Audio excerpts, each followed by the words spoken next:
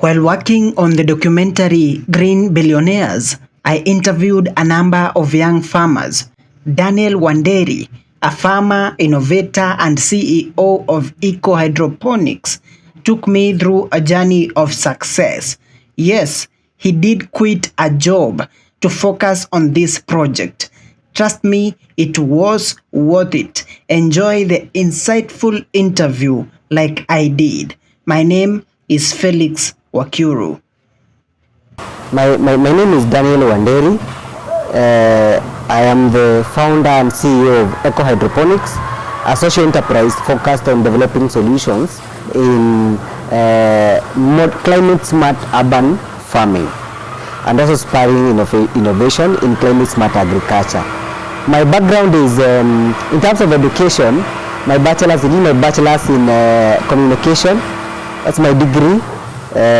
But career-wise, I've been in education technology, doing robotics, cyber security, education technology, basically developing solutions related to education technology, integration of education technology through education. But literally over the last 3 years, I've been focusing on developing solutions related to climate smart agriculture. Yes.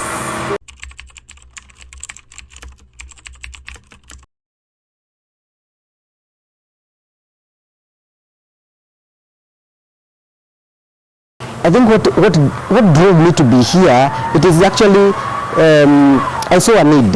You see, COVID came in 2020. When COVID came, food and agriculture system were interrupted because of the pandemic, transport, production, and all that. So all the food systems were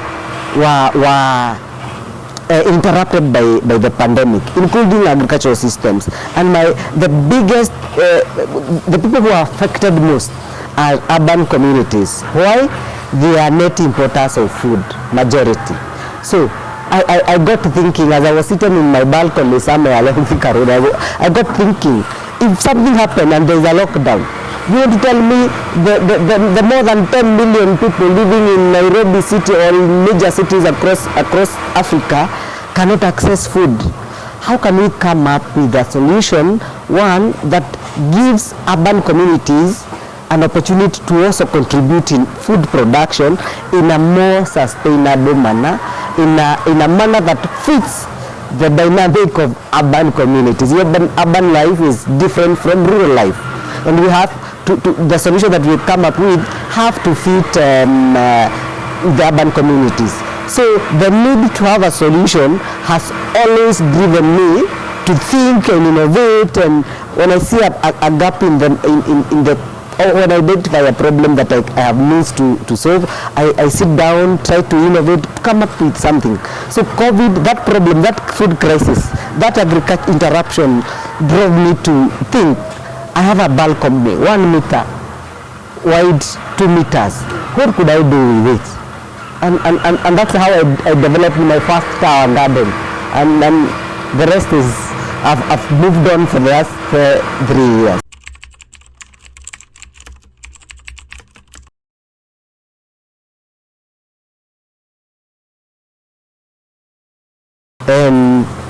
As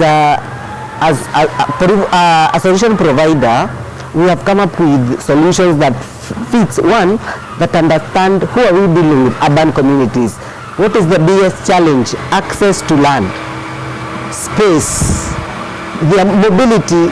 They have a dynamic lifestyle. Today you're in this estate, you're living in one end of the city, the next year you are living in the other end of the city. How can we help you as an urban dweller also participate in food production and have something, a garden that you can live with? And that is how we developed a tower garden. A tower garden is this, it's actually made of PVC, 5 feet tall, has 48 grow holes, comes inclusive of growing media inside. You see, it's 100% soilless. You don't do weeding, manual weeding. Comes with a drip system, comes with the nutrients, comes with seedlings of your choice. So looking at it, you get both food and ornamental aspect of it, and then it is portable. It is portable, meaning when you are shifting, you carry along with your garden and you move with it. Yes, so we have two types of solutions: tower garden and spiral garden. I don't know whether you can zoom into that. And yes. So spiral gardens have horizontal pipes suitable for creepy crops like tomatoes, cucumbers, capsicum, such. But tower gardens fit for your balcony, your rooftop, that backyard, and you get a lot within a very small space. The space that this tower garden has occupied has a diameter of 1 foot in terms of the circumference. I mean the diameter of the space this thing is occupying. So meaning if you have 1 meter squared, you can fit 2 of these, and you get up to 100 plants. So if you have an average family, you have a wife and 2 kids, you never go buying vegetables. You have it on your balcony.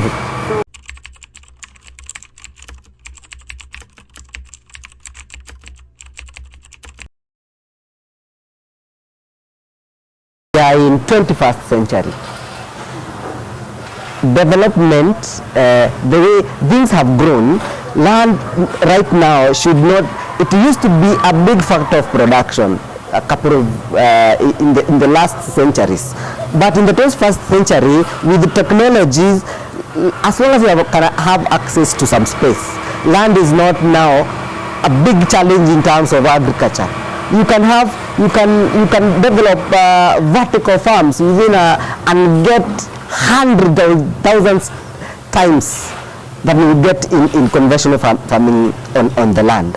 So, and especially for urban community, you see, by 2050, in Africa, half of the African population will be living in cities and towns. We must ask ourselves, how do we sustain this population unless we look these urban dwellers into food production? Yes, so land is not really now something to worry about if you want to do farming. Yes.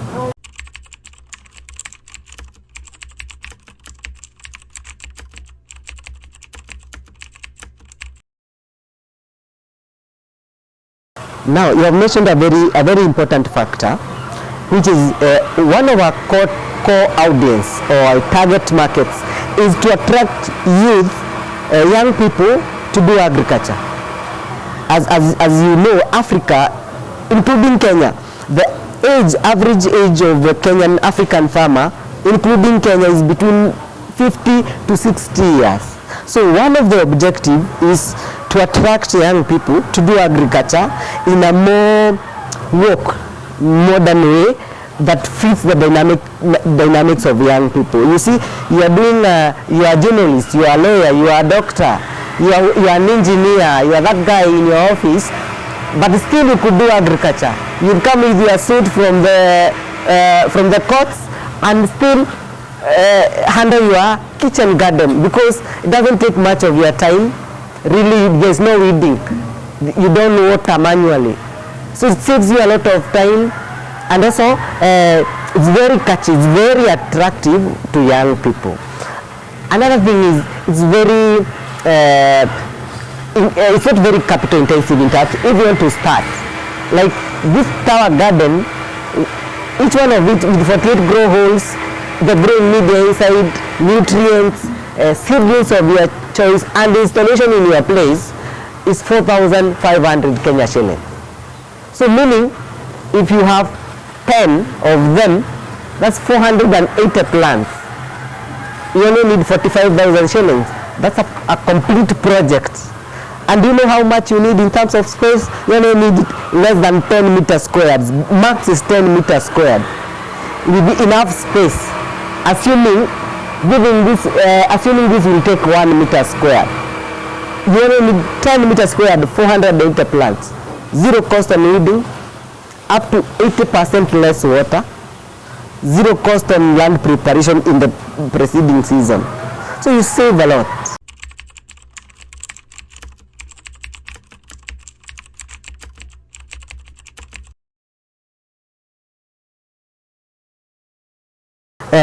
You see, agribusiness, you see, the future, in a smart business person is seeing where the world is moving. With the pandemics, with the climate change, there are so many, food is becoming expensive. And for such a solution, vegetables, they do well. Because look at consumption, consumer behavior. Vegetables are in every household, probably once if they take 3 meals in a day, probably once they'll have vegetables daily across households. Meaning you need to produce something that you are sure of. And there's another aspect about this kind of farming is this: you're producing within the city. It's like you're living with within a plot or an apartment. Do you know your first customers are your neighbor? You're different from the guy producing in Nyandarua, in the rural areas, and having to worry how to hire a pickup, transport to the city. For you, your own neighbors can even harvest fresh from your own balcony. So, leave the vegetables, tomatoes, capsicum, you're good to go. You'll earn money.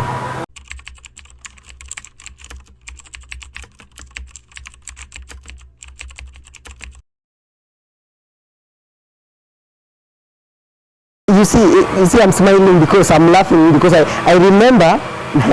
Let me just give you an interesting example. My mother, when I was informed to, she took me to the farm, and as we were digging, she told me, I come from Nyandarua, is a very agricultural county, and I hated agriculture because it was a symbol of poverty. And then I remember one time we had an argument. We are doing farming, and I used to argue with my mom and telling her, you see, mom, there is nothing you are showing here that can help my future. I just want to go take me to school, I get this good grades, get a good white collar job. But do you know what? Many years, a couple of years down the line, she can't even believe it that Daniel, you are doing agriculture. You see, there is a lot of differences from the traditional way they were doing agriculture and the way we young people ought to do agriculture. For them, it was just a way of life. There was no technology, there was no much of innovation. But for us, we have the advantage of technology, of information. Internet is there for us to do research.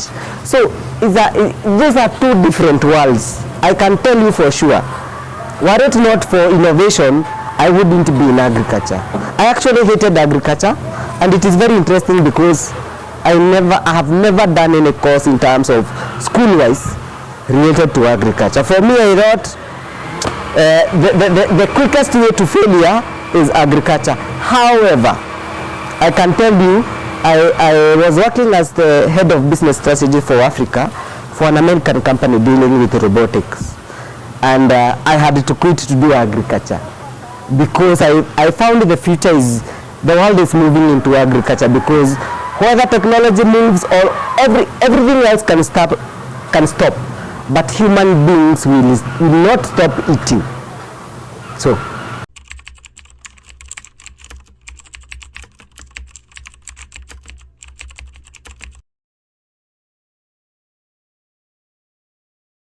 I think that's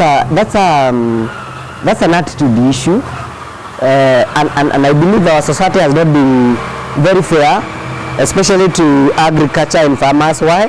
The information out there is, if you want to fail, be a farmer. However, that's not the truth. Because for me to quit, I realized that my income, farming was giving me thrice. This project of hydroponics was giving me thrice of my salary. If you are me, why would I continue being employed? And besides, more so, it has opened opportunities that my education never gave me. As we speak now, I am doing projects in other countries. Our project in Sierra Leone, our project in South Africa, Namibia, Uganda, and also I've been able to open job opportunities for my other fellow young people. As I speak now, I have a team of 8 young people who work with me to implement, to sort our clients. Meaning, if I was in my employment, where would the 8 guys be? So, you see, that fear, it's called neurotic fear, the fear of unknown. But don't fear starting. Start. I want to give an example. I was working on the side, but on the side I started to do a project. My first project was on a rooftop. I just wanted to test how this would do. I did tomatoes, that was my first crop, and I harvested 20 tons from my rooftop and got almost 400,000 from my rooftop. Just along in my apartment where I have a house. So I realized the money I got, probably that would have been my salary for a couple of months, you know.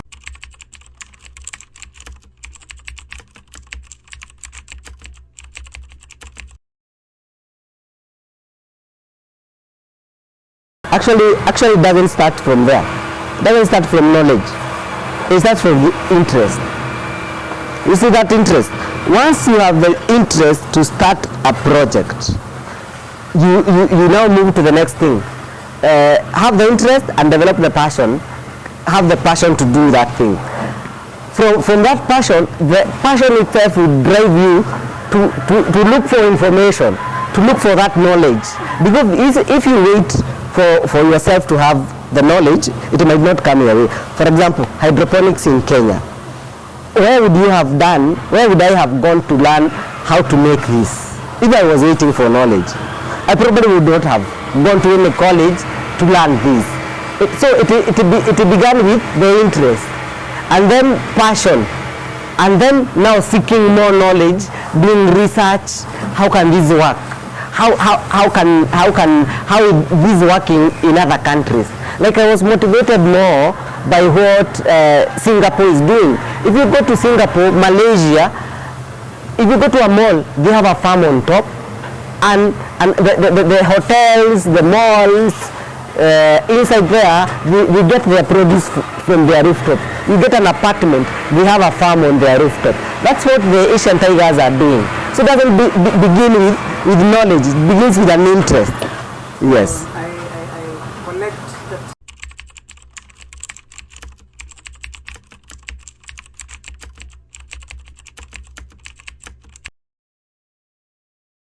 Impatience. Impatience is a big impediment for young people to venture into agriculture. Because you see, we're in a generation, instant generation, coffee, you make it. You want to fit someone in China, milliseconds, what's up? So the same, we have been nurtured by life, by our generation that way, that they are instant things. So we have lost patience. We think instant is a get quick rich scheme. No, it's like any other project that require you grow with it. You become patient. You might do your first crop and it fails you. You don't quit. No, go back there. Try something else. And then another thing people discourage people from venturing into agriculture is trying to figure out A to Z of agriculture before you begin. It is not humanly possible to figure out what will happen next year in June, because if today I'm planting tomatoes, I might not know what will happen in 3 months or 4 months when I'm harvesting. What I need to have is just try to understand seasons and try to get the understanding of the market. Who are you targeting? Try to get market and work backwards. You know, what is this the market can want at which season, and then align your production accordingly. And then do the unusual. Don't follow the norm. If all your jiranis are doing tomatoes, you are now doing tomatoes. No. Who will sell to the other? Identify a product, a crop, and create a value chain out of it. Say, for example, you are growing strawberries. You can do a lot with the strawberries. You can sell it as a fruit, you can sell seedlings, you can add value to the berries and make a jam.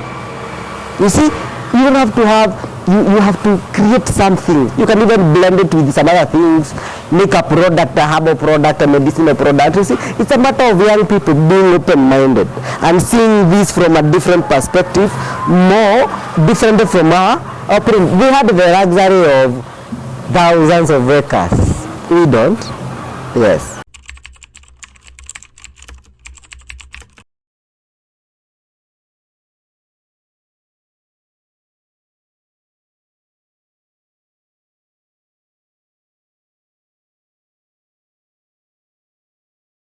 Market for our solutions, I think it has been a shock for us, because you see, it was a coincidence. You see, I was developing the solutions for my own. I was trying to see if lockdown came, how could I produce on my balcony? And I realized, oh, kumbe, we are so many of us with the same problem. So many like me who have balconies, who have rooftops, who have small spaces, they would want to convert into gardens. And the reception has been amazing.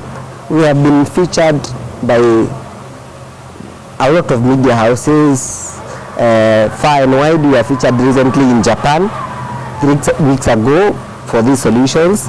And we are virtually in every estate in Nairobi. Go to Mulolongo, we are there. Kitengela, we are there. We are in different households. We can say the people are, gradually people are accepting this kind of technology. By and by, people are accepting this, and the inquiries are coming far and wide. Right now, we are tomorrow we are in Kilifi doing this, and then after we are back, go to Isiolo. You see, so Kenyans are gradually accepting climate smart agriculture. Yes, so we feel that it's very encouraging actually. Right now, we just concluded a project we are doing for the county government of Nairobi in 30 markets. Can you imagine? You identify 30 markets, you produce within a market. Go to Korogocho market, go to Kangemi markets. Within a market, you have a farm. You harvest and people sell. Imagine a customer comes and you are harvesting. In a city, it's very impactful and disruptive. Yeah, yes. The future seems to be very bright. Yes. We see, we believe that we will have grown, we will have done better solutions, because we intend to do better packaging. I mean, to package in a way that if say you are in Moyale, we don't have to send a technician to come and install for you. We want to have a production such that you can buy, we dispatch it to you, you do installation on your own. So that's the next phase. Yes. And then eventually there's a lot of demand from across the region, Tanzania, Uganda, and then eventually start exporting, because you see, it's that's a good growth. Yeah. Yep. You have quite a lot. It's a behavioral activity. Yep.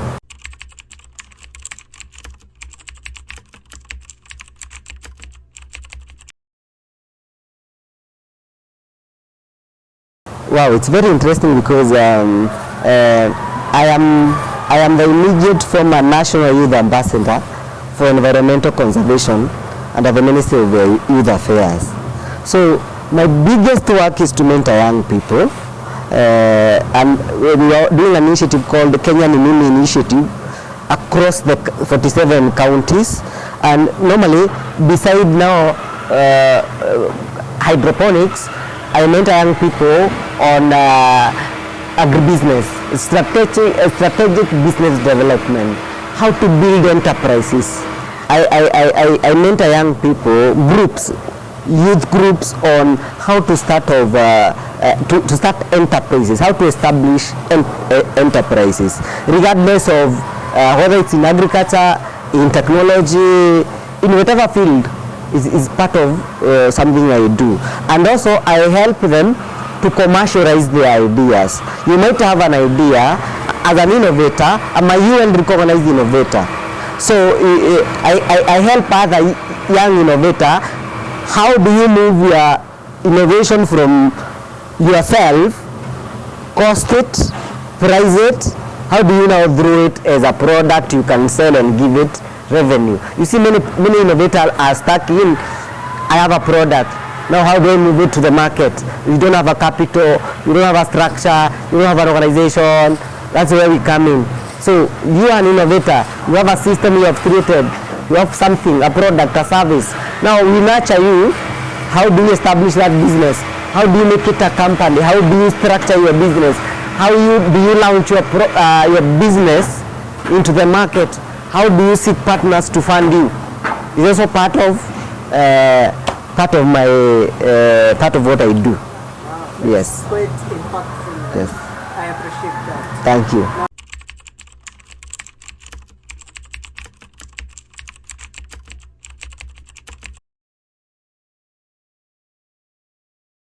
In 2021, there was a presidential directive to establish 1 million kitchen gardens.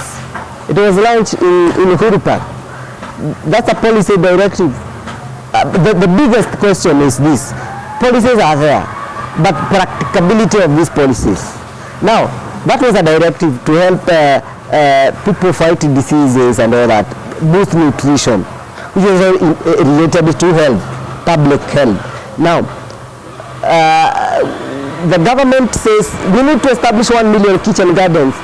What you realize from research, from the information we have done on the ground, is the people who have land, the people who are still doing farming, will still be the people who will establish the kitchen garden. So we are still back to the same problem. How do we solve the problem? We now try to attract other people, do it differently, such that we help others. The policy is there, but are there solutions that can help the public take up that policy or implement that policy? Probably the answer is no. So that's why we come in. You want a kitchen garden, even someone on a single room or on a balcony, you have a kitchen garden. So we get the policy, but government depends on the private sector to come up with such solutions. Like right now, CBC has put agriculture as a project-based curriculum or learning area. Now, hydroponics 4K club, there's a directive for all schools to establish 4K club. If you read 4K club manual, there's hydroponics inside it.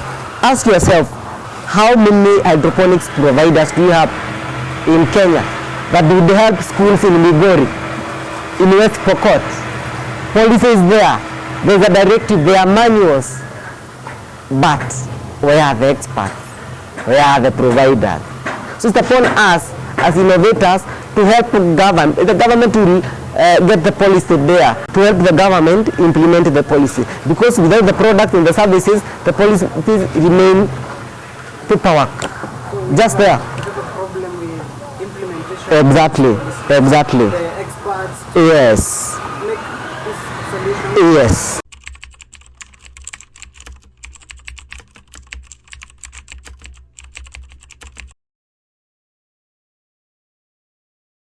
I think the government needs to separate innovation from the general innovation of other things like technology, IT, robotics, AI, and focus on supporting and funding innovation related to agriculture.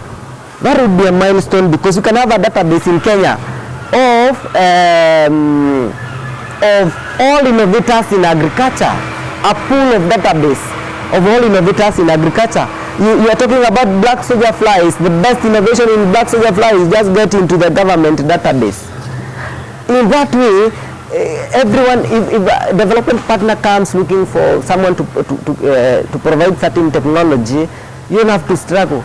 And that way the government has data that can help it to develop programs that can support innovators.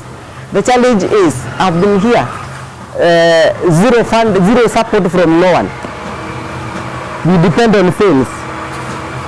So I'm not sure, and I count myself lucky.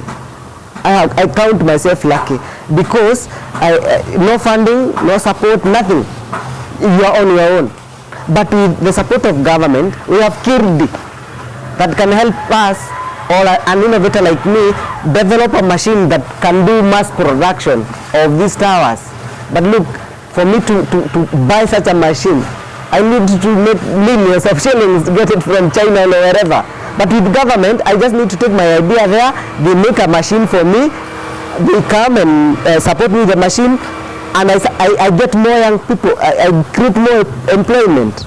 So direct programs that give direct interventions to innovators in climate smart agriculture. Yeah.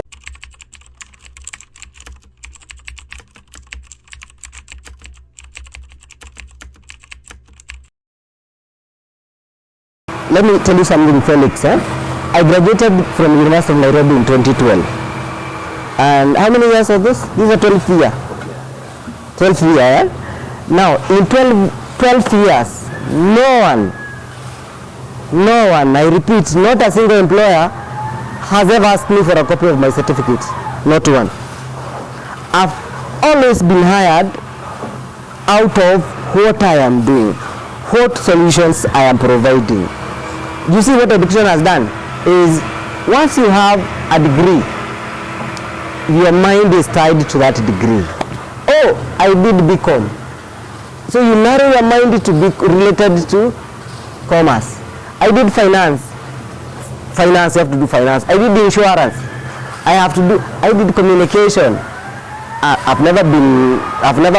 way communication helps me is to engage partners, clients. That's the essence of going to school.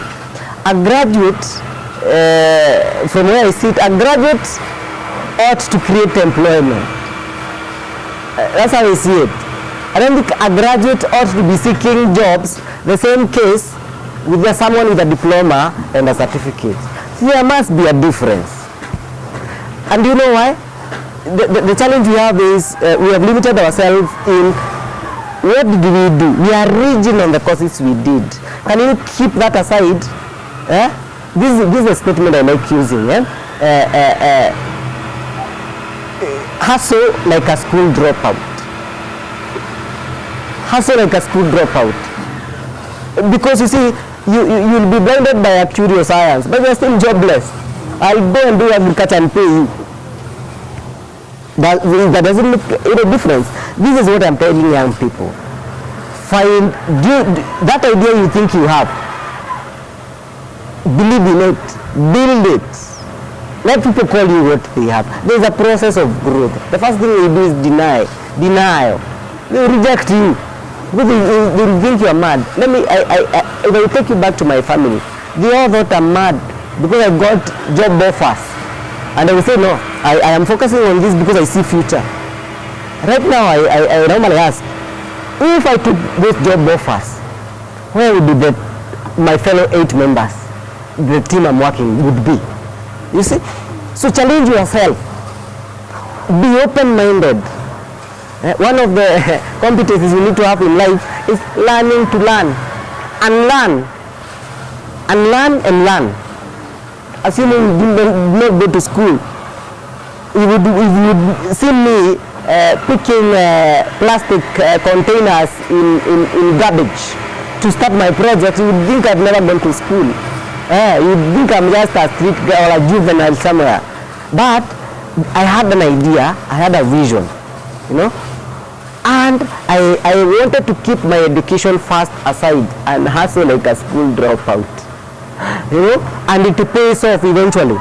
So don't be limited, be open-minded, and then have confidence in that project, that idea that you have. That idea, no matter how small, think about toothpick. What about toothpick? Whoever created toothpick, thought about toothpick, that guy is a billionaire. He took a stick, sharpened it on this side and this side. He's richer than me. Just can you imagine? How you figure out? He saw that I'm struggling to pick my stuff from my teeth. Let me get a good variety of wood and sharpen it nicely and use it. And then So I have the problem, this guy has teeth, the other one has teeth, so they might have the same problem and came up with a product. That guy is a billionaire right now. Just, can you imagine how much innovation do you need to sharpen a stick, one end and the other end? When he was doing it, I want to believe everyone who saw him thought he was mad. Yeah. So young people, when you have an idea, if you're a young person, people will think you're mad. And that is the first step of your success.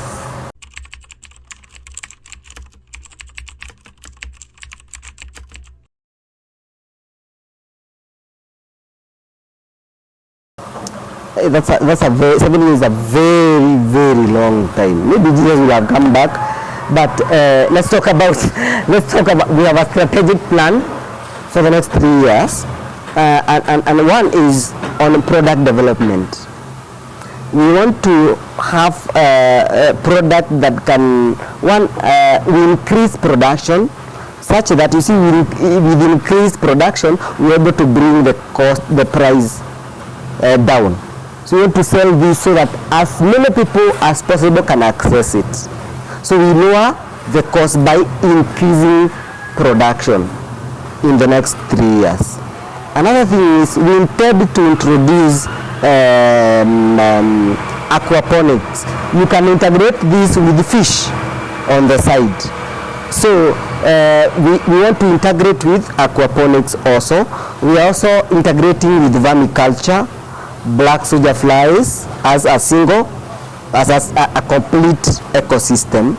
Another thing is we have an intention to have a big demo farm in Nairobi, where we display different technologies related to what you're doing, and then devolve the demo farms into the 47 counties. If we can have demo farms in every county, you can see the impact, community impact, because young people have a reference in counties. They can come, learn, go implement in their villages, in their communities. That's another thing. Another thing is we anticipated to have developed to be able to do projects beyond Kenya. Yeah, and also in terms of trying to create a bigger team, because in essence, we are also seeking to create green jobs. So that's why we are praying and working hard that in those 3 years we will. We also intend at some point to open an institute, a training institute in climate smart agriculture, a center of excellence per se. Yes, where people can come and learn and I do all that. Yeah. Daniel, your insights are quite impactful, and I believe they will build this documentary. Yes. And young people are going to venture into agriculture. Yes. Because it is now a cool job, and yeah, it is. And you yes. a living. Yeah, and also it also gives you a seat with the big guys. When they are talking about solution providers, you are there. You something you can see. So beside money and all that, you get exercise.